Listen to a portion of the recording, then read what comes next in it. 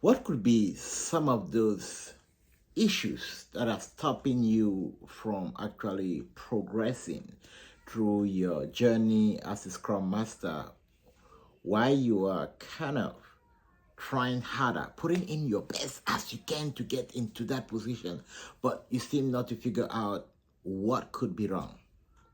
All right, today we want to focus on three things that you could do to make your resume work for you. I know a lot of people have been reaching out to me. Oh, I don't know why I'm not getting interview. Maybe there's something wrong with my resume. Then we get to fix the resume and then reach out like, oh, I'm getting interviews, but I'm not moving to the next place. I don't know what it might be wrong with that. And then maybe we work on tell me about yourself and it's like, oh, I was at a job and they asked me about my last job, and I told them, and I said they asked me tell me about the futures we're working on. I was like stuck. What exactly do that mean?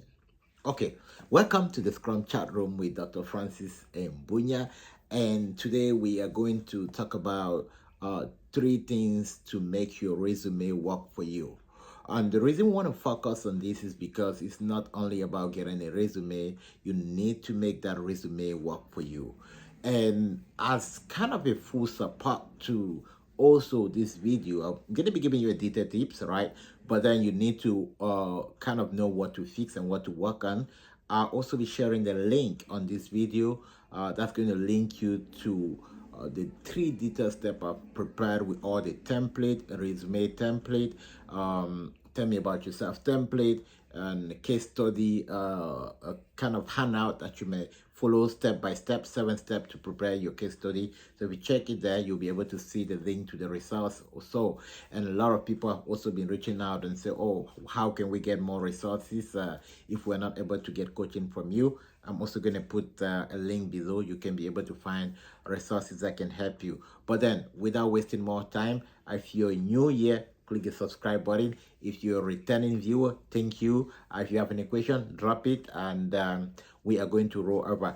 Also, just to heads up for people that want to be SAFe Scrum Master Certified, our next training starting next week Monday. I'm also going to put a link here where you can find every information you need to understand what becoming a SAFe Scrum Master is all about, the advantages, and also how you can get enrolled. All right, let's roll on. What are the three things you need in order to make your resume work for you? Now, the first thing is that it's okay to have a very outstanding resume, but an outstanding resume is not going to do the work for you.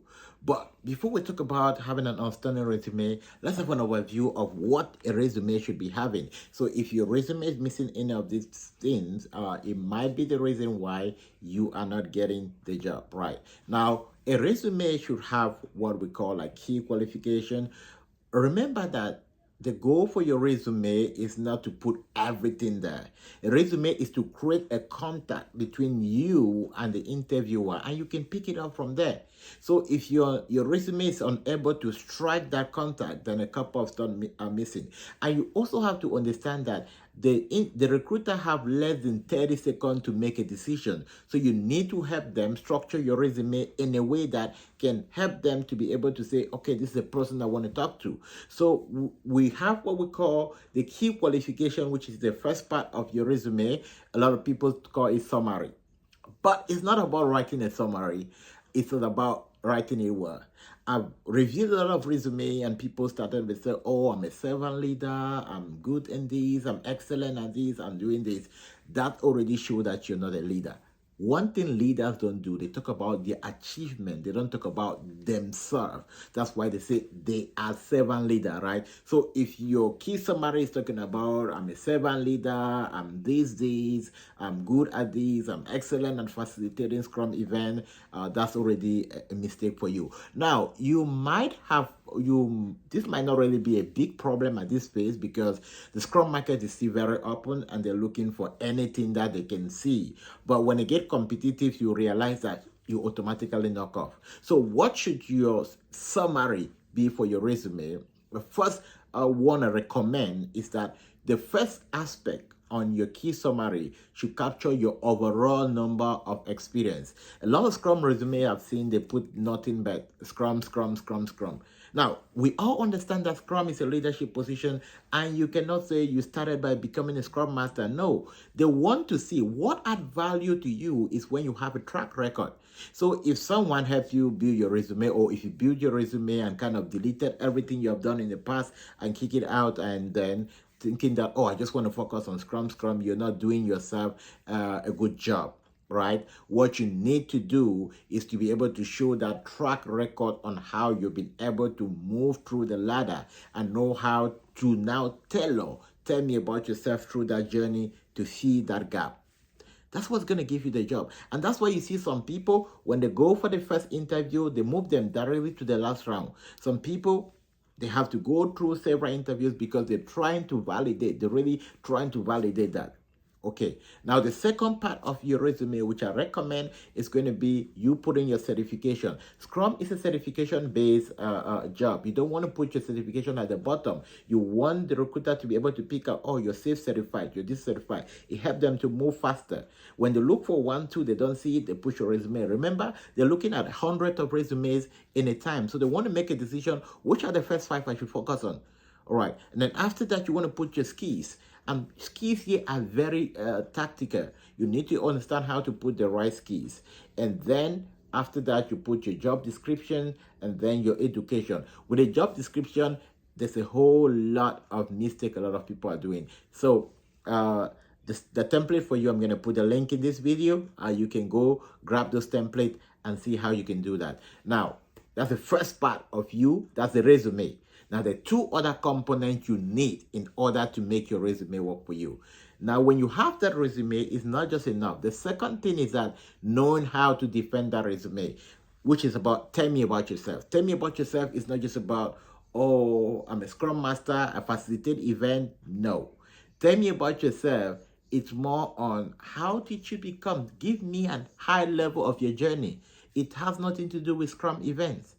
All right, I'm just going to give you a sample. So tell me about yourself. Oh, my name is Francis, and I have about 15 years of experience getting across different industry. I've been in the project management, business development, and IT. And I started my Agile Scrum journey about 5 years ago when I was working on this project with the National Geography, and we're working with different teams in different locations. It was a bit difficult to manage, and because of that, we're looking for ways on how to manage it. And I come across the Agile Scrum way of managing teams. That was interesting. Like, okay, you want to say a story, right? This is not my story, right? I'm just giving you an example of how you're able to do that. Remember, this is not in your resume. You cannot get this in your resume, which is why I said there are 3 things you need in order for your resume to work for you, right? Now, for you to effectively understand how to respond to tell me about yourself, you need to understand a case study. A case study is what you have been doing. If you put in your resume, you have 3 Scrum Master positions. Each of those positions should be able to have a concrete project you have been working on. Now you go on it like, okay, if I've been working as a Scrum Master for Chase Bank, what is the project I was working on? What was my team? How many team members did I have? What are the features of the product I was working on? What are some of the common challenges I was working on? Did my team have a tester? Was there a QA? And all of that. Anyway, not all teams have tester and QA, right? So you need to understand some of those details, which is where we go into about case study, building your case study. When you effectively build your case study, you realize that during your interview, you're having a conversation because you know exactly what to say, right? Now, 3 things that are going to help you to make your resume work for you. You need to understand a case study for each of the position. Not only that, you need to also have like a high level view of what you've been doing in the past. Then when that is sorted, you need now to know exactly in details all the different positions on your resume. And then that can help you to create tell me about yourself, right? Okay, in the next 3 videos, which I'm going to do tomorrow, Sunday, and Monday, I'm going to take each of these aspects. Tomorrow, I'm going to start with building a case study, step-by-step building a case study. And then I'm going now to talk about a resume. Okay, then I'm going to talk about tell me about yourself. What's the others? Okay, yes. Case study. I'm going to start with a case study. Why? Because without a case study, you cannot effectively design an effective resume to defend yourself. And then when you have your case study, now you can build your resume. When you have your resume, you can combine your resume and your case study to talk about, tell me about yourself. So tomorrow, Saturday, Sunday, Monday, I'm going to be covering this aspect. Exceptionally, I'm going to be doing 3 videos in a row for the next couple of days. Okay, now, but before we go today, what is important for you is to check the link below for the resources that are there, and go grab it and make sure that you're doing the right thing. But then, for those who want to always go the extra, you want to get the best of the best, you can also reach out to me. You'll see all the details below and how what my coaching is like, what my coaching community is like. If that's what interests you, you're welcome. If not, I think we're doing a good job here. You are there to give you just the best that you need. And the next couple of days, we're going to talk a bit on the, I'm going to be talking about resume. I'll talk about case study in details tomorrow. I'll also talk about resume in detail on Sunday, and on Monday I'm going to talk about tell me about yourself. And next week I'm going to be going a bit details on PI planning, on the different roles of the Scrum Master. And then I'm also going to take up questions that you have. So you have questions, put them in the box, put them on the description below. All right. Thank you today for watching, and I'm hoping to see you around again tomorrow. And don't forget, if you're in the Scrum journey, there's one thing you need to remember. Don't be discouraged. Why? It's worth every effort of yours. It's worth every investment.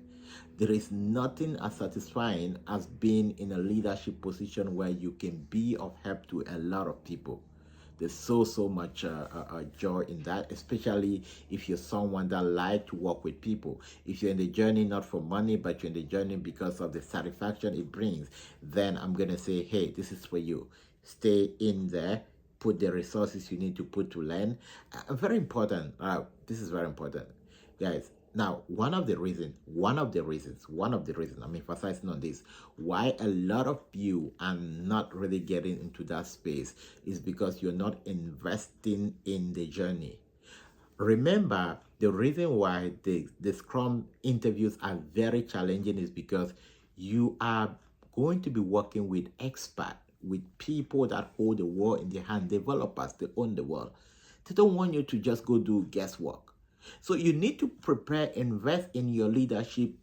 Many people, you need to develop yourself, not just about Scrum. Read leadership book, read about personal development.